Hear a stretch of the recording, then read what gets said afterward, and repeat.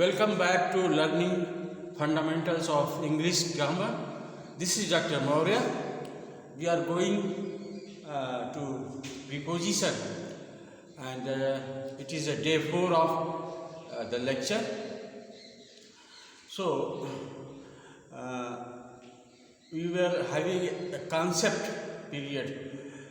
Guys, concept of preposition is very important.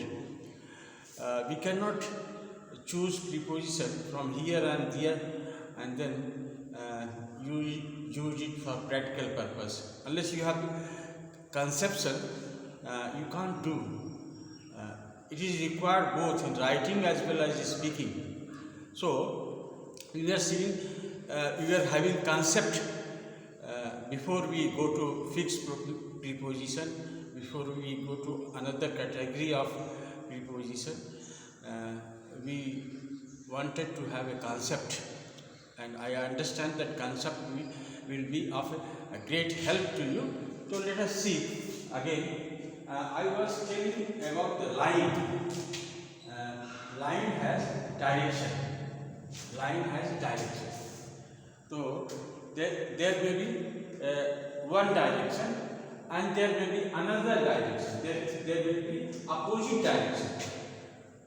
Opposite direction. Yes. There is one direction and there is another opposite direction to you. If this kind of concept is used, against is used. The preposition against.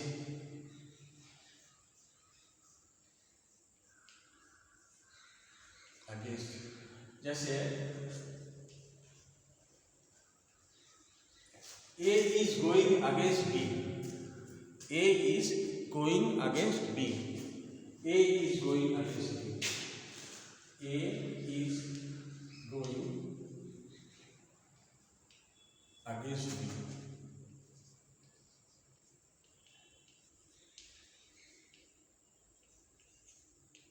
Now, on this concept, we can build so many things. For example, आप तैराक हो तो आपको धारा के विरुद्ध में तैरना है। तैराक हो तो आपको धारा के विरुद्ध में तैरना है, तो आप इसको कैसे इंडिकेट करोगे? You are swimming against the current of water. You are swimming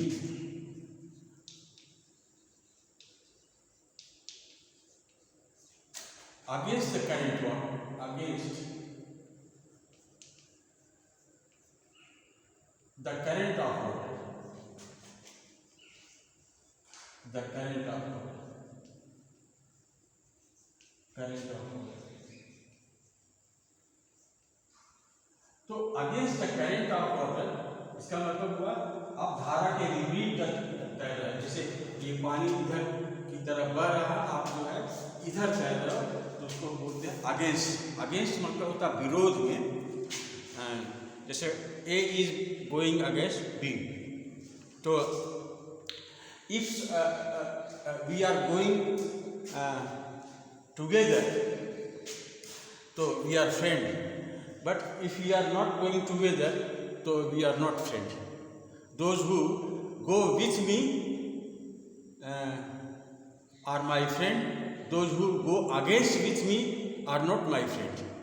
तो यहाँ with और against में भी आप कंपेरिजन कर सकते हो. You are going, अच्छा, अगर A है ये और ये B है, तो A और B है, अब ये साथ साथ जा रहे हैं, तो क्या करेंगे? A and B are going with together. A and B are going together. A and B are with. A or B are going together. That is that concept maybe. A and B are with him. हाँ, ऐसे कर सकते हो. A and B are with him. ऐसे कर सकते हो. ए और बी जो है मेरे साथ है, क्योंकि ये दोनों साथ साथ हैं, दोनों साथ साथ हैं तो विथ का प्रयोग होगा। और अगेंस्ट होगा तो इसमें अगेंस्ट हो जाएगा, जैसे A is going against B. तो अगेंस्ट का प्रयोग जो है एक दूसरे के विरोध में करते हैं। तो कंसेप्ट, बेसिक कंसेप्ट यही होता है कि कोई चीज़ विरोध में हो, जब कोई फ्लो है विरोध में है, तो अगर गति मूवमेंट्स जो है ये अगेंस्ट है, मूवमेंट्स आर गति अगेंस्ट में है, तो उसमें अगेंस्ट का प्रयोग होगा। विरोध में गति है तो अगेंस्ट का प्रयोग होता है। तो इस तरह का कंसेप्ट आप बिल्ड कीजिए। जैसे a brother is set against brother, a brother is set against brother, a brother is set against brother.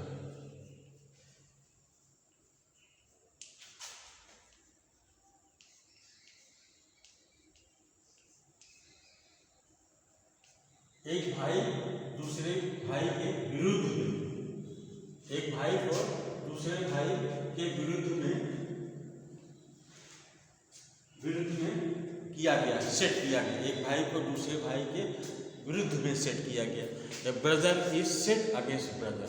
तो ऐसे ये प्रयोग होता है, अगेंस्ट में इसका इस तरह से प्रयोग होता है। अब आपको दूसरा आगे बढ़ते हैं। अच्छा, इसी साथ में हम विथ भी देख लेते हैं। जैसे विथ में जो फ्लो होता है वो टुगेदर होता है और एक डायरेक्शन में होता है। विथ, अगर आप जब विथ का प्रयोग करते हैं, इसमें जो फ्लो होगा, फ्लो का मतलब होता है, देखिए अगर जब आप इसको कंसेप्ट सीख रहे हैं तो कंसेप्ट का मतलब होता है फ्लो। अगर आपको दिखाई देता है वो फ्लो, दिमाग से कोई फ्लो है वो फ्लो, और सिंबॉलिक कोई फ्लो है वो फ्लो, सब अगर साथ में चल रहे हैं तो विथ का प्रयोग होता है। तो विथ का प्रयोग ऐसे होता है कि जब मूवमेंट, गति जो है एक साथ हो और एक डायरेक्शन में है तो विथ का प्रयोग होता है। इसीलिए इसको इंस्ट्रूमेंटल भी कहते हैं, इसको इंस्ट्रूमेंटल बोलते हैं। जैसे इंस्ट्रूमेंटल, अगर काम जब कर रहा किसी से काम, आपका जैसे I am writing with pen, नहीं, I am writing with pen. अब इस कंसेप्ट को समझिए।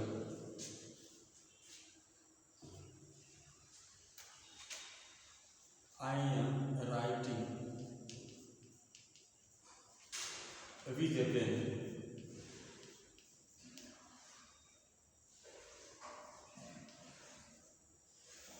अब यहाँ विथ पेन का मतलब हो गया कि आपके हाथ में एक कलम है और जिधर जिधर आपका हाथ जा रहा है उधर उधर आप पेन जो है मूव कर रहा है। तो यहाँ जो मूव करने का डायरेक्शन है वो सेम फ्लो में है, सेम डायरेक्शन में है, ठीक है। I am writing with pen, तो इसका मतलब हुआ आप जिधर जिधर आपका हाथ जा रहा है उधर उधर ये पेन जा रहा है। तो इसलिए इसको बोलते हैं instrumental working with a knife. तो नाइफ, चाकू जिधर जिधर जा रहा है वैसे वैसे आपका हाथ जा रहा है, या आपका हाथ जैसे जैसे जा रहा है चाकू जा रहा है। तो विथ का प्रयोग इस सेंस में करते हैं। तो अगेंस्ट हो गया, विथ हो गया। अब और देखते हैं कैसा, हमने आपको कल बताया था कि अंडर, ये बताया था बिलो, एबव और बिलो का बताया था कि एबव जो है सरफेस के ऊपर को कहते हैं, या कोई ये लाइन है और सरफेस के नीचे क्या बोलते हैं, बिलो। इसको एबव बोलेंगे और इसको बोलेंगे बिलो। और अंडर किसको बोलेंगे, अंडर। जैसे अगर हम कहें he is below me, he is below मी,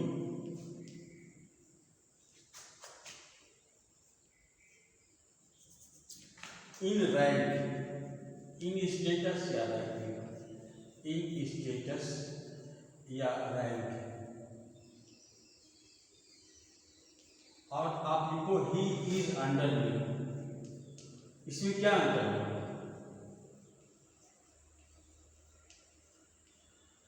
देखिए अंतर आप जब समझ जाइएगा तो आप इसको प्रयोग भी कर लीजिएगा। He is below.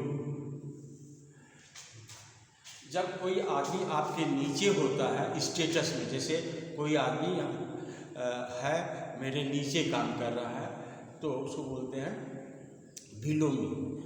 हमने बताया कि कोई बिलो का अर्थ होता है कि एक सर्टेन डिमार्केशन है लाइन के, उसके नीचे को बिलो कहा जाता है। तो he is below me in rank का मतलब ये रैंक में वो हमसे छोटा है, तो छोटा है। और अगर इसको कहें ही इज अंडर मी, इसका मतलब ये है कि वो रैंक में तो छोटा, हमारे अधीन है, आधीन है। मतलब he is not independent, he works as I want to make him work. जैसा मैं चाहूँगा वैसे वो काम करेगा। लेकिन इसमें अगर ही इज बिलो मी का मतलब होता वो मेरे नीचे है, लेकिन it is not necessary that he will order my he can order me, means he can obey my order। ये ऐसा जरूरी नहीं है। तो ही इज बिलो मी का मतलब रैंक में वो हमसे रैंक में छोटा है, लेकिन वो स्वतंत्र है। और ही इज अंडर मी का मतलब है कि वो मेरे नीचे है और हमारे स्वतंत्र नहीं, हमारे अधीनस्थ है। तो अंडर और बिलो में ये अंतर होता। आप इसको थोड़ा सा उस ढंग से प्रयोग कीजिए। He is below me and he is under me. Below का मतलब होता है जस्ट बिलो, जस्ट नीचे ना, और अंडर का मतलब होता है कि नीचे भी और अधीनस्थ भी। मतलब his independency has been under your control. Above और ये हो गया। अच्छा, और देखते हैं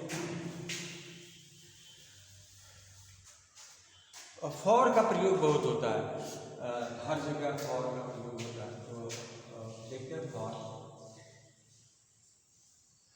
का प्रयोग। फॉर का प्रयोग तो एक ऐसे स्थिति में होता है जैसे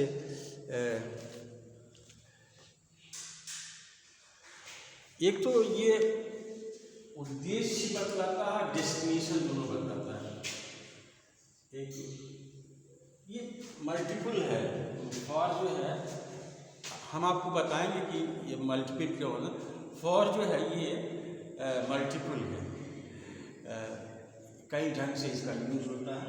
और देखिए ये कंजंक्शन भी है, कंपाउंड कंजंक्शन में इसका नाम आता है फॉर का कंजंक्शन भी है, और ये प्रीपोजिशन भी है। तो यहाँ पर फॉर का हम प्रयोग देखेंगे कि प्रीपोजिशन कैसे आता। तो एक तो ये पर्पस बताता है, उद्देश्य बताएगा जो मुख्य तौर से, और दूसरा जो है ये डेस्टिनेशन बताता है। डेस्टिनेशन का मतलब होता है गोल। वो भी दोनों एक ही चीज़ है, लेकिन थोड़ा अंतर है। देखिए जैसे he reads for pleasure, he reads for pleasure, he reads for pleasure।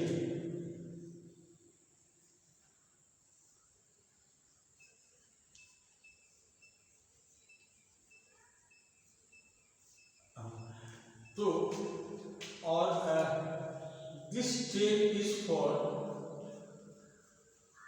this train is for Delhi। ये he reads for pleasure, वो जो है खुशी के लिए पढ़ता है। he reads for pleasure मतलब वो खुशी के लिए पढ़ता है। और this train is for Delhi, ये ट्रेन जो है दिल्ली के लिए है। इसका मतलब हुआ कि ये डेस्टिनेशन बताता है, गंतव्य जगह कहाँ जाना है। ये गंतव्य, डेस्टिनेशन का मतलब होता है गंतव्य जगह, आपका गंतव्य जाना कहाँ है आपको, डेस्टिनेशन। और पर्पस का मतलब होता है उद्देश्य, तो एक उद्देश्य बताता है और डेस्टिनेशन बताता है। This is train for Bangalore, नहीं, दिस इज बस फॉर लखनऊ, ऐसे करके है, नहीं। और फिर फॉर से उद्देश्य का होता है कि जैसे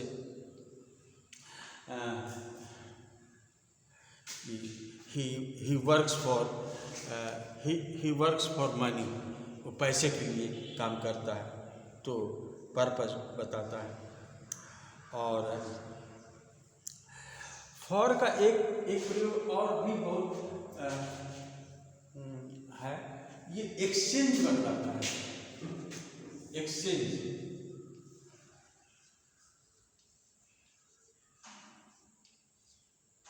एक्सचेंज का मतलब होता है बदला बदला। जैसे कोई चीज़ आपने हमको दिया, हम आपको दिए, तो आप हमको क्या दिए और हम आपको क्या दिए।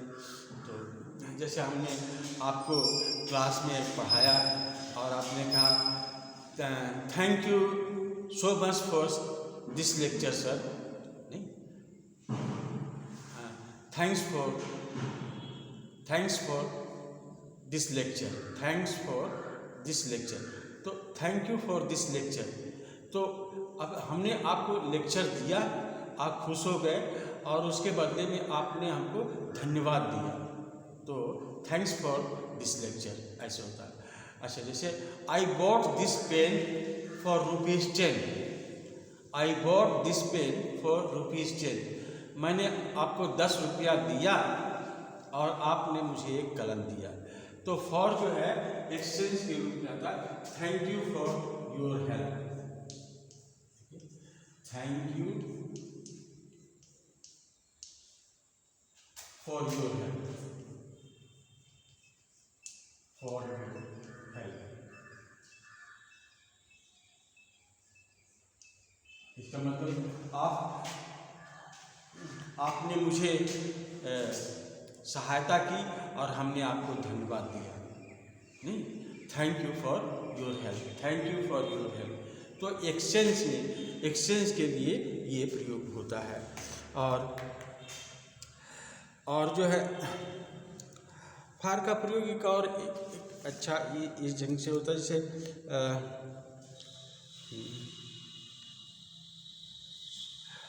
अगर फार पहले प्रयोग में हो, अगर ये सपोज इसको हम पहले प्रयोग करें, फॉर का प्रयोग लाइन के शुरू में करें, तो इसका मतलब होता है in spite of, in spite of.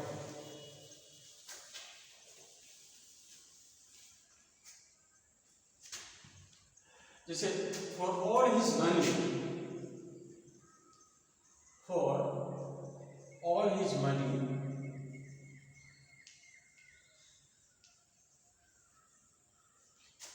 he is unhappy, he is unhappy, for all his money he is unhappy। यहाँ for का मतलब हो गया कि इसके बावजूद, बहुत पैसा होने के बावजूद भी वो दुखी है, खुश नहीं है, तो इसका मतलब है इंस्पाइट ऑफ, इसके बावजूद, इसके बावजूद।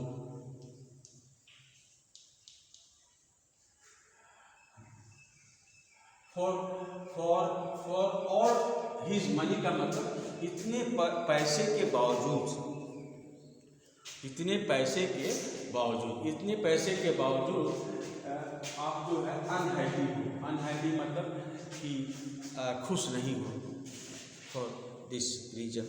तो एक प्रयोग इसका ऐसे भी होता है।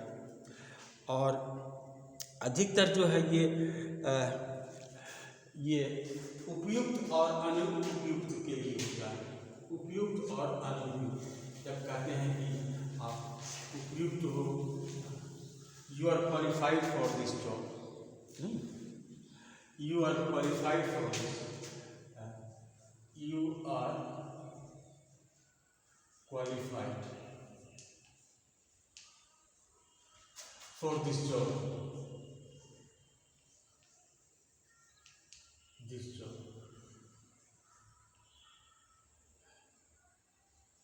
you are qualified for this job, you are not qualified for this job. आप उपयुक्त हो और न उपयुक्त हो, तो दोनों में इस फॉर का प्रयोग होता है।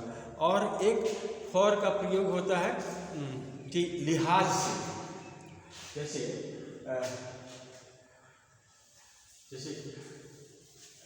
एक ने हमको कहा कि आई टेक इट कम्प्लीमेंट, एक ने कहा कि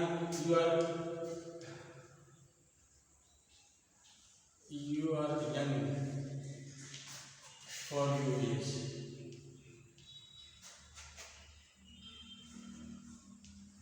इसको मैं कम्प्लीमेंट नहीं लेता हूँ, उसने कहा कि you are young for your as.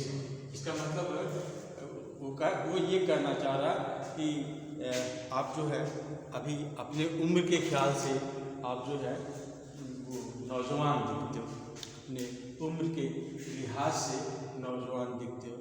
तो फॉर का मतलब होता है लिहाज से, you are young for your age. अपने जो आपका एज है उस ख्याल से देखें तो आप जो है यंग लगते हो।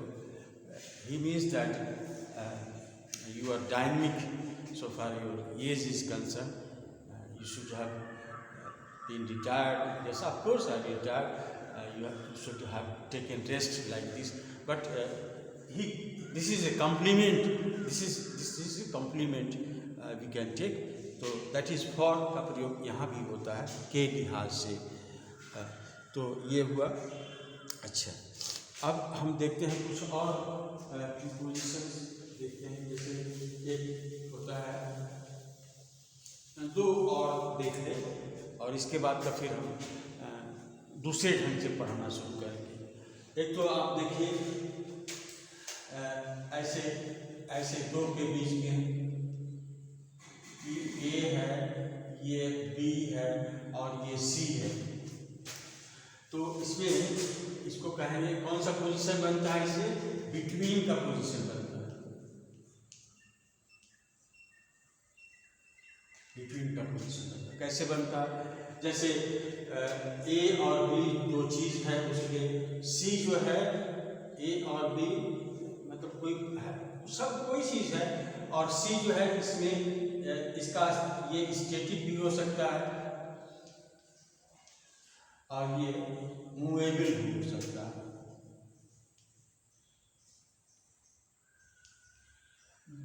जब मैं आपको कॉन्सेप्ट बता रहा हूँ तो आप ऐसे में आपकी पोजीशन देखिए कैसे सही होता है कि नहीं।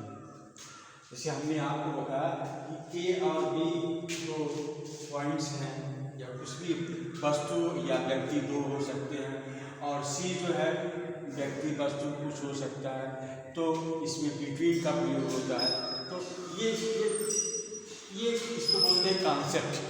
आपको कोई भी चीज़ रहेगा तो आप वहाँ बिटवीन का प्रयोग कर लीजिए। जैसे ए चाइल्ड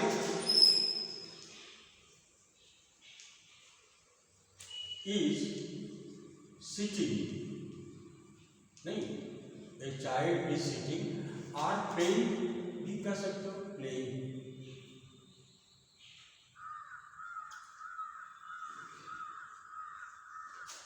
बिटवीन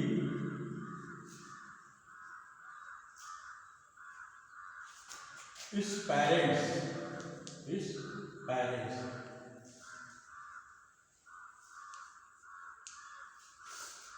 बच्चा जो है अपने माँ बाप के बीच में खेल रहा है या बैठा हुआ है, दोनों स्थिति है, ध्यान रखिए, दोनों स्थिति है। बैठा हुआ है, is sitting between his parents, parents मतलब दो, माँ और बाप के बीच में, तो यहाँ पर बिटवीन हिज पेरेंट्स। और ये सिटिंग और प्लेइंग, ये स्टैटिक है और ये मूवेबल है। तो ऐसे स्थिति में आप जो है बिटवीन का प्रयोग कीजिए, ठीक है। और एमन का प्रयोग कहाँ होता है? एमन का प्रयोग होता है किसी चीज़ को दो से अधिक के बीच में कुछ करने की, जैसे divide the mango, divide these mango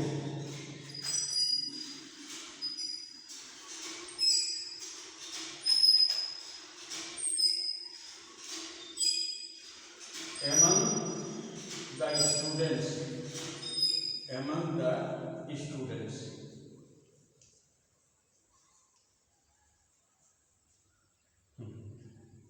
दो से अधिक के बीच में, मोर देन टू के बीच में अगर कुछ होता है तब उसको एमंग के बीच में एमंग कहते हैं। जैसे डिवाइड दिस, ये जो आम है या इसको बच्चों के बीच में बांट दीजिए, तो इसका मतलब है दो से अधिक बच्चों के बीच में बांटना, मोर देन 2 चिल्ड्रन के बीच में बांटना। तो मोर देन 2 के लिए जो है एमंग का प्रयोग होता है, और 2 के बीच में होने से जो बिटवीन का प्रयोग होता है। ये आप जो है अच्छी तरह से जानते हैं। और फिर एक और देख लेते हैं, बिसाइड और बिसाइड्स, ये पूछा जाता है। बिसाइड,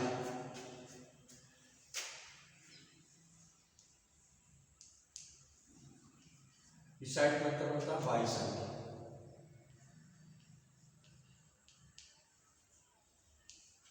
और बिसाइड्स मतलब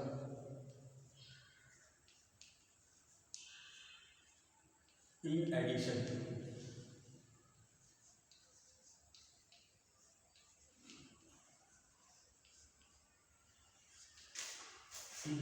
इन एडिशन टू का मतलब होता है अलावा। जैसे he came and sat beside me, वो आया और मेरे बगल में बैठ गया, तो ये बिसाइड हुआ। इसमें ये मेरे बगल में बैठ गया, तो ये बिसाइड हुआ। और इसके ये हुआ अलावा, मतलब he demanded 10 lakh rupees besides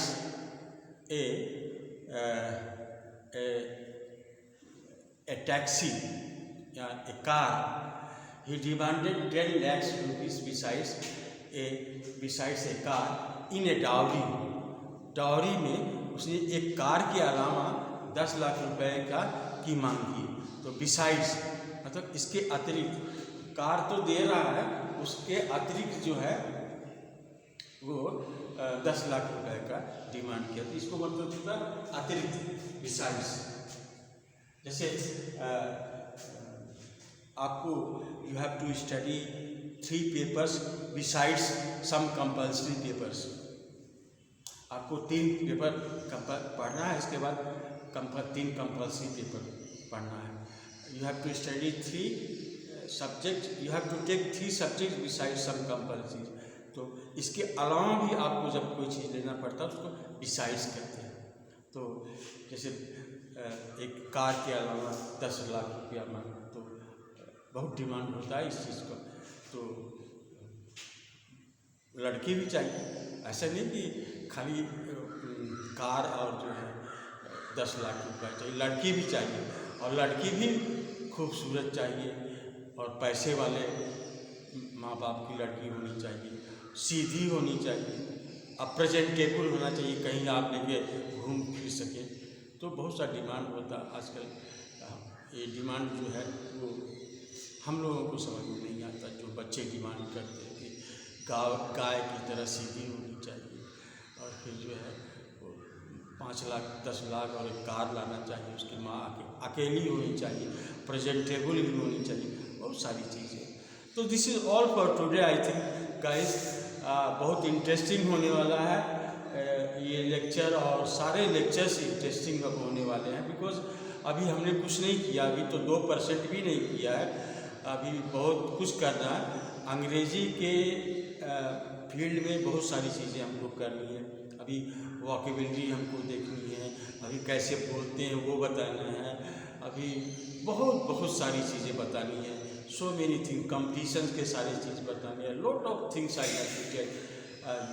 सो इसीलिए हम आपको कहते हैं कि सब्सक्राइब अभी कर लीजिए, और सब्सक्राइब करने से ये फ़ायदा होगा कि मेरे सारे वीडियोज़ आपको अपने आप पहुँचते जाएंगे और आप उसको पढ़ते रहेंगे। तो that's all for today. Thank you very much.